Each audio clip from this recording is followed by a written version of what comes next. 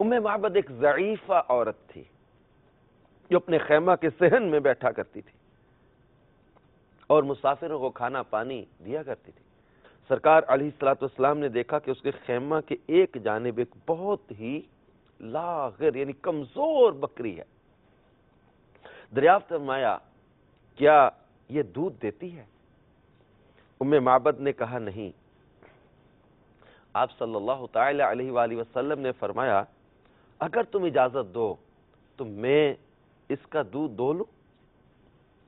ام معبد حیران بھی ہو گئی اور اس نے اجازت بھی دے دی۔ آپ صلی اللہ تعالی علیہ وآلہ وسلم نے بسم اللہ پڑھ کر جو اس کے تھن کو ہاتھ لگایا تو اس کا تھن دودھ سے بھر گیا اور اتنا دودھ نکلا کہ سب لوگ سیراب ہو گئے، برتن گھر کے بھر گئے، سیراب ہو گئے سارے۔ اب ام معبد یہ معجزہ دیکھ کر مسلمان ہو گئی تھی۔